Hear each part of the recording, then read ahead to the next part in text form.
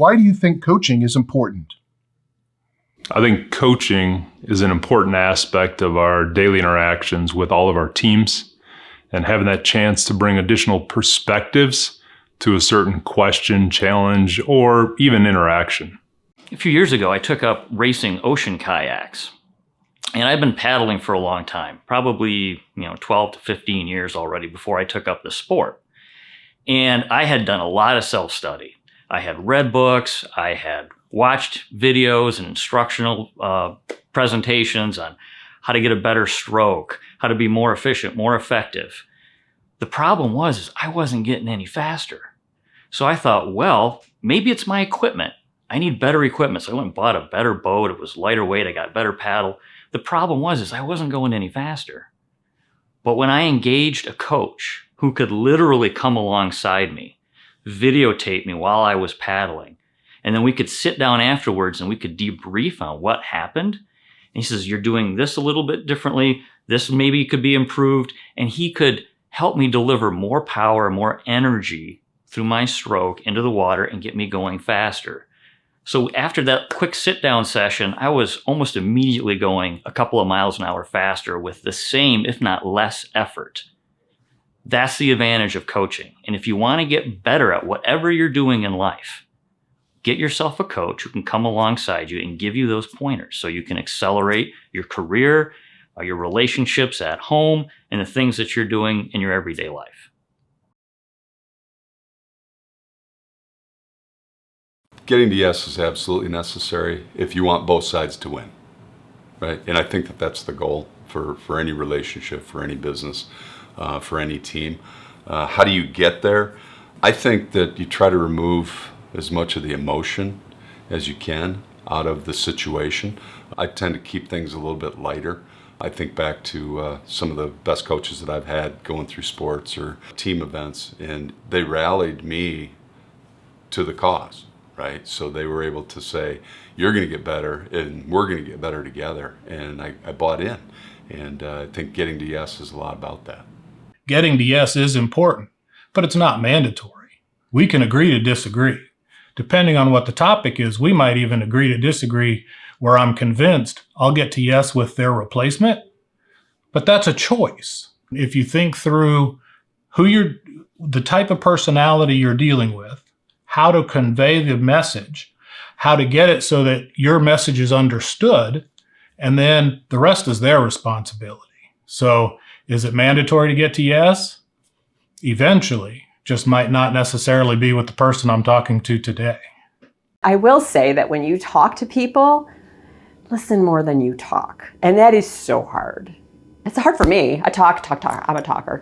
But when someone asks you a question, if your immediate answer is an answer, they may not be learning everything they need to learn. And sometimes as a leader, you have to actually say, what do you think we should do? What would you suggest? Have you given this some thought? What would you like? Because that is part of the learning process for anybody who's growing. And you'd be surprised sometimes the answer they give you. Gee, that was a great idea. I didn't have to do any thinking at all. You came up with the right answer and I bless it. Or they may be struggling with it and you can help them think it through. Then you're being a leader, you're being a coach. You're not just, okay, here's the answer. Okay, here's the answer. Because as a leader, especially if you rise in an organization and you've had a lot of management experience, boy, you're used to answering questions and you're used to making decisions. You get on automatic pilot after a while. Someone asks you this, you say, do this. That's kind of cheating and it's kind of lazy because really your job is to help that person grow and develop as well. So ask a question or just shut up and let them talk. Sometimes people will answer their own question just by talking. Tell me about it. Give me a little more explanation. What have you thought it through? And then as they talk, oh, well, I guess what I really want to do is X. Good idea, do that. I think getting to yes is necessary. I think the easiest way to get there is to make sure everybody's working towards the same goals and the same objectives. Oftentimes when there's a conflict getting to yes, you'll find out that people have small deviations in understanding a solution or an objective. And when you get everybody on the same page, it makes that process so much easier. I'd say 75 to 80% of the time, I want to get to that yes, that affirmation, that discussion of, does my response make sense? Does my coaching make sense? Do you understand the different approach or aspect that I'm interested in you taking? And then how we move forward with a decision from there. The other 20% of the time, 25% of the time, the buy-in doesn't matter. Sometimes it's just, this is the way it is. I recognize that we're not going to agree on it, but this is a business decision. Here's how we're going to make the business decision, the reasoning behind it, and let's take a move forward. Getting to yes is very important in a coaching process because it takes two to move the ball forward, right? And if you can't get the employee or your peer to sign on to the idea, the concept of we can do this better, we can execute at a higher level, well, then you're resorting to formal powers. As we talked about before, formal powers, you've already lost the situation at that point. So getting that buy-in is going to be much more successful. Your peer is going to have a more enjoyable time achieving that goal, and we're going to lower those barriers. One of the things that I like to use when we're getting buy-in with an employee is something called WIFM. What the heck is WIFM? WIFM is what's in it for me. You approach the situation from the employee's perspective. And this could be something very simple like, hey, you heard that Joe just had a rough phone call with a client, right? So you can approach Joe, and you can do this a couple of different ways. You can walk into his office and say, Joe, that was terrible. You just screwed all this up. You did this wrong, this wrong, this wrong, this wrong. The problem that you have at that point is Joe's not even listening to you. Joe just had a rough interaction with the client. So he's already frazzled. He might be upset. He might be ticked off. But if you can come alongside Joe and say, hey, Joe, I heard that phone call was pretty rough, wasn't it? Oh, yeah, that was really rough. That client got really irate. I understand that. If I could give you a couple of pointers or ask you a couple of questions on how that could go differently with that client, would you be interested in that? Would you be interested in having a better phone call with that person? Well, yes, I would. So at that point, now you have created a desire for that person to have a better outcome. So now they're invested in the process. What coaching tips can you recommend to your managers? When I talk to my managers about coaching, I keep in mind that the people that they're managing are developers and who often try to attack a problem from a tactical perspective.